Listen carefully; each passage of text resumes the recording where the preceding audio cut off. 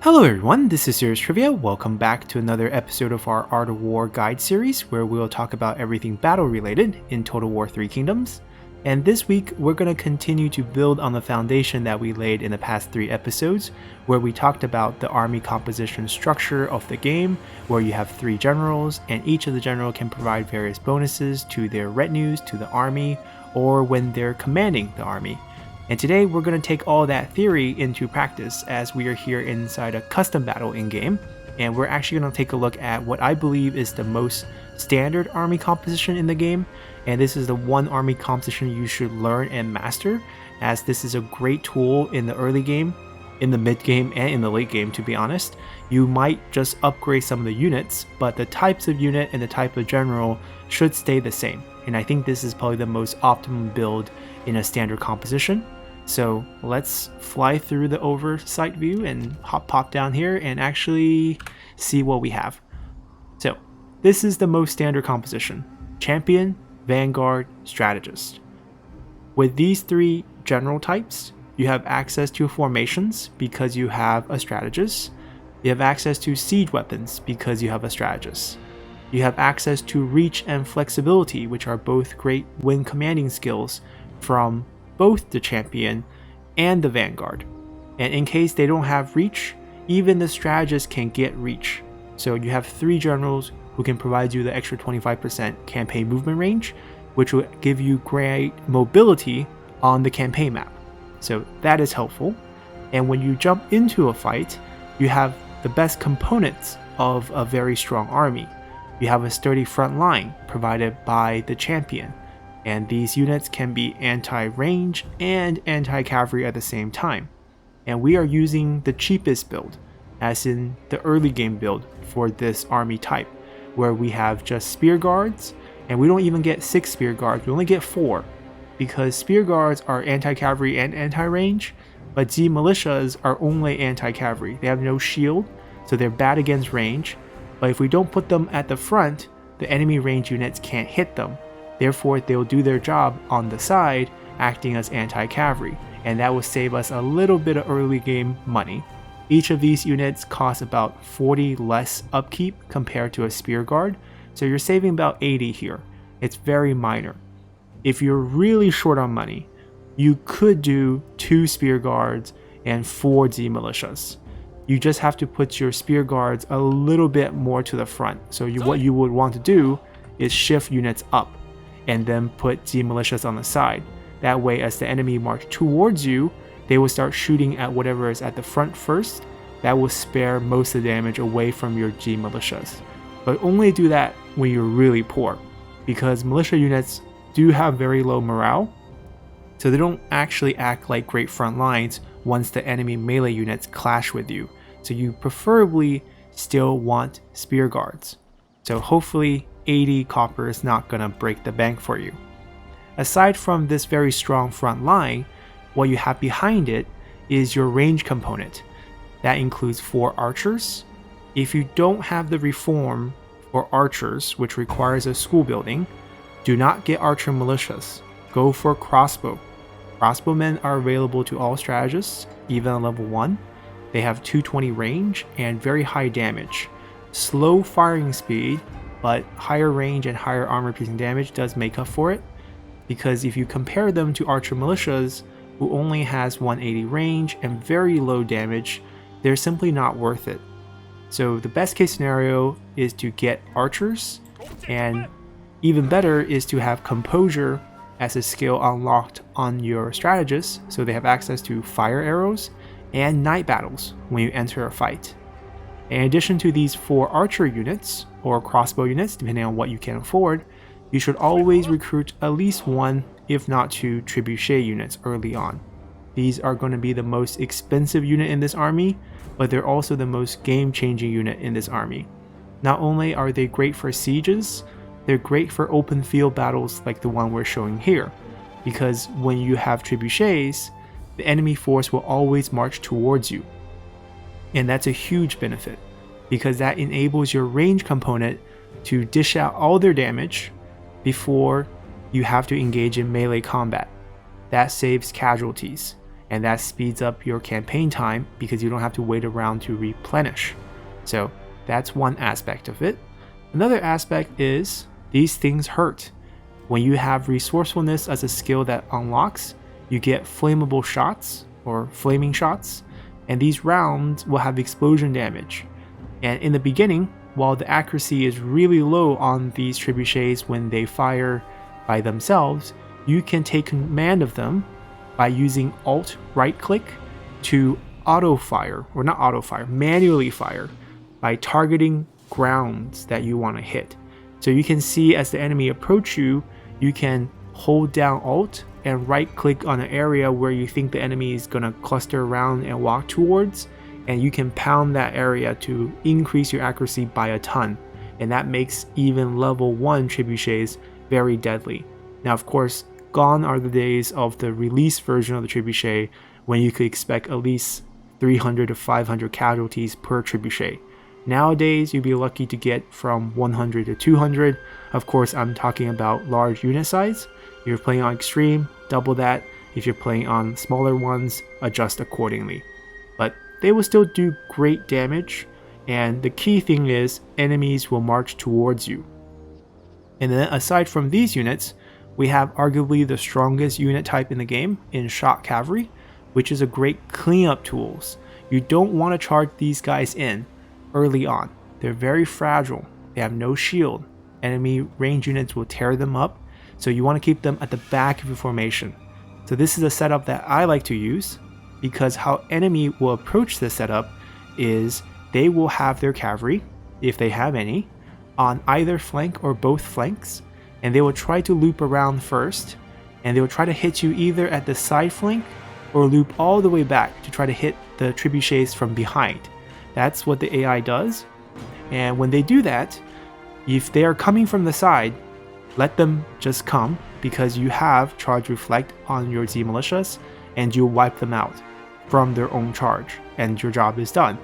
If they're trying to loop all the way around, once they kind of clear your archer line, you can charge your cavalry out to countercharge them, because AI do not build very smart. They don't have 6 unit of cavalry on their vanguard general. They might have 2 or 3 scattered around between all 3 generals. Sometimes maybe they have 4 or 5. But once they come, only 2 or 3 of them will show up on one flank, and you can outnumber them. Plus, you're using shock cavalry, in this case a mounted lancer militia cavalry. So you're using a spear, and all spear weapons or polearm weapons get a damage modifier bonus against enemy cavalry. Therefore, if they're using melee cavalry, if they're using shock cavalry, it doesn't matter what they're using, your cavalry will deal bonus damage to them, and you can get a clean charge off of them, because the AI cavalry like to kind of hang out around here deciding whether to charge the flank or loop farther to behind the enemy formation. So you can easily wipe out their cavalry with yours on the side, and once their job is done doing that, the melee line is pretty much going to clash. You loop them back and you do the hammer and envoy tactic, where you pound the enemy from their flank once they engage with your melee line. And here we're showcasing the spear guards with an actual formation unlock, because we do have a high level strategist. And what this will do with the shield wall is give them charge resistance, extra range block chance, and extra melee evasion, and charge reflector not against mounted units but also against infantry unit, so will be very strong against the enemy melee charge. Very rarely would enemy cavalry charge your front line. They almost always try to flank, so you're most likely dealing with only melee units. And once they engage in melee combat with your front line, that's when you want your cavalry, assuming the enemy cavalry has been wiped, to loop around, and at that time maybe send 1 or 2 to crash the line. So there's 4 units in the front, send 4 of your cavalry to crash the line, the other 2 loop behind, crush the enemy range unit, and you want to chase them down. Your flank guards, these units can also fan out and also loop behind to create a flank on the enemy. That will demoralize them, even though these units are not very strong, but at least put them to use. And at the same time, your range units will continue to fire at whatever's trying to escape. Maybe some unit have routed, they're starting to shift back, they will pick them off. And if you want to use your generals, which are very powerful tools in romance mode, you can use them at any time, pick up a duel to stop the enemy general from ruining your formation, because often enemy generals on romance mode will just charge in and start attacking your archers. That is very annoying, very hard to deal with. There's almost no counter to generals. Yours are very strong, theirs are very strong as well. So if you have strong generals that can pick them off in a duel, do that. And what else can you do with this formation is basically throw out the traps beforehand, throw them out on the field pretty far ahead because you want them to step on it. These traps are very deadly against your front line as well. If the enemy have it and you're clustered up like this and they throw it on top of you, expect to lose around a quarter of your units. That's how deadly they are. But there's also really no counter to that, because once they decide to throw it at you, it's not like you can run away from that, because your job is just to hold. So even if you do take heavy casualties from that, that's just the way things are. The only thing you want to avoid is don't throw the trap so that it kind of blocks your cavalry from flanking. That would be the worst case scenario, where you own traps slows down your own cavalry and kills them as they try to hammer and anvil the front line. And that's pretty much how you would approach an open field battle with this army setup. And now we're going to continue this discussion in a siege battle where we are the attacker. So let's hop over to a siege map. Alrighty, so here we are in the siege of Chen. We picked it because it's a very square city. Now it's actually well designed because there's some overlapping towers, and we kind of made the settlement level a bit high, but it doesn't matter. So what you want to do when you approach a siege battle is you want to find the area of walls with the least overlapping towers and fort towers.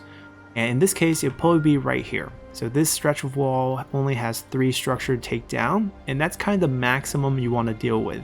If you can find a place with 2, sometimes the layout is a bit strange and there could be an area with only 2, a fort tower plus arrow tower, that's where you want to strike.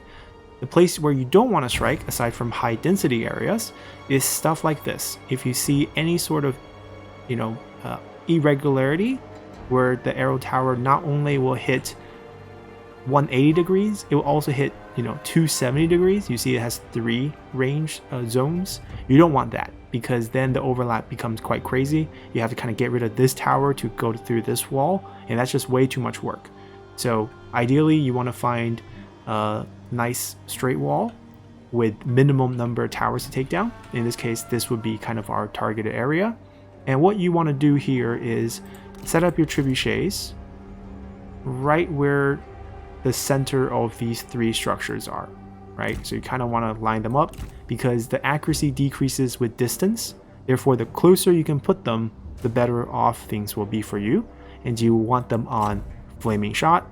You want to hit each structure until they're at 50% fire damage. The rest will tick up automatically, and you can wipe them out with minimum investment of your flaming shots. If your accuracy is really poor, as in your level is really low, then consider sacrificing a few of your archer units to run up to these towers to burn them down with fire arrows, which can be pretty quick if you run the whole group up. Pretty much 1 volley from 4 groups, definitely enough to burn 1, and then you switch over and switch over. You might lose about 20 to 40 men running up and back, depending on how many tower damage you're tanking, but you can actually minimize that as well. What the beautiful part of a siege map for your spear guard unit is, aside from the free siege weapons that the map is giving us, we can ignore these. Often you don't have these, and we're going to consider the case where we don't have these. These units have a turtle formation. Turtle formation gives them 360-degree protection from enemy arrow, because shield is faced every single direction. Therefore, there is no front to the range block chance. And because of this, and because of the fact this gives you an increase of 100%, you become invincible to arrows, including arrows from the powerful arrow towers. But they will still fire at you, unlike archers. Enemy archers on the wall will ignore you, but arrow towers will still fire at you. So that's what makes these very useful in sieges, and makes them pretty much a must. Even if you are kind of cheap and don't want them for open field battles, you should definitely include at least 2 for siege battles, because you can walk this unit up to maybe right here, and we have guerrilla deployment, so we can deploy them if we want, And all 3 towers will be very busy shooting at this, even though they will do absolutely no damage. And during this period of time, when they're firing at them, you can walk these guys up without getting shot to burn down all 3 structures. So that saves a little bit of casualties. And once you break open the wall or climb over, depending on how you approach things, if they are interior towers, these are excellent tool to capture those interior towers. So that's what spear guards are used for. The militias are completely useless. If you want to use them, maybe have them push a battering ram if you have one, or my favorite usage of this unit is, let's say we decided to attack from this corner of the wall, put them on the opposite side in view of the enemy. So I'll put one unit here and the other unit can be put maybe right here. What will happen is the AI will always deploy at least 1 or 2 units to guard the wall where they're at. So if you don't put them next to a fort tower, which is basically has a gate, what the AI would do is they put 1 unit kind of on the wall where your unit is, and they'll put another unit guarding the gate nearest to your unit. So you waste a couple units away from the enemy, and oftentimes the range units, because they will be on the wall. And if the range units are over here, you have a much easier time to take down the area where you're actually going to be attacking. And the order of attack will go something like this. You take away the structures, minimizing how many shots you have to waste. Then you want to pop a hole open in the wall. If you have shots to spare, pop as big of a hole as possible, because what you want to do through that hole is charge your cavalry through it. You don't want to charge right away, because the AI will fill in their best anti-cavalry units at these gaps, often a spear guard, and that would be very difficult to deal with. And what you have to do in that situation is try to use your range advantage to pick off those units if you can. Now, of course, if they're spear guard with turtle formation, you can't do anything about that. That's where your general comes into play, where you want to go in and kind of disrupt their formation to create an opening for your cavalry. And once your cavalries are in, you want them to start filtering out through each of the lanes, charging at vulnerable units. So this obviously means if they have a lot of spear units, you got to get rid of them beforehand. And the tool against those are your archers. So there's a couple ways this could happen. One, you have the range advantage. Let's say you have Onyx Dragons, or you have crossbow, where you have 220, they might have some archer militia that's 180, then use your ammo to pick them off. That's one option. Second option is you take the same spear guard unit, you put them in shield wall after the towers are down, right? Tower damage is insane, don't tank tower damage. But after towers are down, they just have their range regular units. You send in your spear guards with the shield wall. This puts them at 70% range block chance, which is decently high. You walk them forward, let all the enemy range units shoot you. Because technically in this battle, or the siege battle, your contribution is to turtle up and capture key tower points. Aside from that, you deal very little offensive damage. So your job is pretty much to tank stuff, and you're doing your job here by tanking all the enemy ammo. Because after the enemy archers and crossbowmen finish their shots, they're pretty much dead units to your cavalry. That way, you don't have to waste your shots on the enemy range units. And if you could force them to empty out their shots, because you have 4 units, you can tank a lot of ammo. After they're all empty, then you march your archers up freely to pick off all the spear units. That way, nothing inside can stop your cavalry. Then you charge your cavalry, and it's game over. And that's how you win these siege battles, by taking the minimum casualty as possible, because you're pretty much using your longest range to wipe out their longest range. Then you cancel out their range abilities with something that has the highest defense possible against range. Now, if you have a different army composition, for example, where you don't have a vanguard, you might have a commander for some reason, and you have a melee cavalry. That's kind of melee cavalry's role, right? They're really good at soaking up enemy arrow. Now, there are very intense micro options you can take, where you would walk this unit up, you would click turtle, and then you will click off turtle. Enemy archers fire. When the arrows are traveling in the air, you click turtle. And by the time they land, if you're lucky, most of those will be hitting the turtle formation. And then you would flip, flip, flip, flip. It will take a long time, but if you're patient or desperate, you can do that, and that would minimize a lot more damage. Or you can just keep it at shield wall. Alternatively, there's another way to do this, where you have two overlapping spear guards. So you have two units like this. One is in turtle, one is not. And what you would do is just have that one that's not edge out a little bit. And that way, the turtle formation actually will protect your other unit from the arrow, because the physics actually is reliable. It's not just a math formula. The shield will block the arrows, and therefore the other unit will take very little damage, just whatever unit's peeking out that's forcing the enemy archers from hitting you. So there's a lot of way around this to minimize your casualty. It really depends on if you're going to be in trouble after this siege battle or not, if you have high replenishment or not. It's a lot of work. Technically, most of the time I just walk them up like this. They take about 30 to 50 casualties, which is, close to 50%. But after a siege, you have to sit there for a turn anyways. If there's no threat, you pretty much have always 2 turns to heal. 1 turn sitting still, and then 1 turn moving outside of this commandery. So you're pretty much back to full, assuming you have around 20% replenishment, which hopefully you will, because just by having a commander here, or champion here, as a commanding general, you have 5% from flexibility, and then you should have a bit more from population and all other bonuses.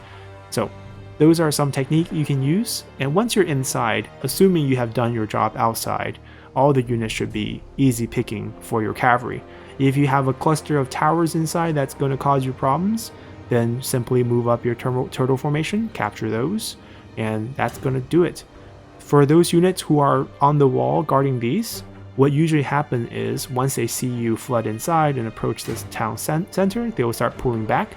But at that time, the army loss will be so great, and the morale loss from losing the victory point, they usually just rout before even getting back to help. And even if they start coming, they're usually cavalry unit, they're archer units, so your cavalry units can wipe them out quite easily. So that's why this army composition is just very strong in all situations throughout the game. And as you advance into later stages of the game, what you will want to do is obviously upgrade these to maybe, cataphracts if you don't have any unique units. Or if you do have unique units, maybe you started out recruiting those. But militia lancers can last you quite a bit into the mid to late game, because you don't want these to get damaged. These are always just cleanup units, and they have excellent speed for that. So when you need to chase down routing units on the field, they're the best, because cataphracts can't do that very well. They're very slow, but they hit hard and they have a lot of mass. So there's that trade-off, depending on what you want to do. So these will last you quite a bit, especially if you can rank them up from the beginning to like rank 10, their stats all improve. That's great. Whenever you can get Onyx Dragons, upgrade them, because range is everything. Like we said here, you outrange them, you can pick them off before they can hit you. And if you have longer range in open field battle when the enemy is coming towards you, you have more time to get your shots off. And one last thing that we didn't talk about on the open field that I should talk about with archers is if you have fire arrows and you have them lined up and it's open field, they're coming at you, only have 1 unit on flaming shot. It's a slower shot and it does morale damage, so it's great, but it does less damage. So what you want to do is, ideally, if you have time to micro, is just have 1 unit fire a flaming shot, switch back after they fire, and then do the same for each unit. But never have all of them on flaming shot. That's a terrible idea. You do way less damage. What you want is these units will start picking up targets as enemies approach them, and you want them to basically fire 1 and then just stop, because that fire will last 15 seconds of demoralizing that unit, and that's really all you want. And then you just switch back after a few more rounds of regular shots, and after you see the fire shot go up, switch back. It's a lot of micro, but if you want to maximize your advantage on the battlefield, that's what you want to do. So that's pretty much it. Everything I have to share about this army composition. It is very, very strong.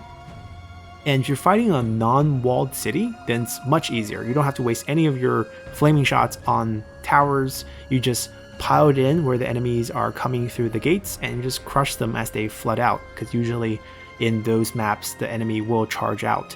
And if they don't charge out, then just hit them on that corridor behind the gate and you do massive damage, and it shouldn't be hard at all. So that's going to do it for us. We're going to continue this type of video next week where we'll showcase more army compositions and how to use them. But this is the one to learn. This is the one that's going to get you through most of the game. So hopefully you guys enjoy this, and see you all next time. Bye!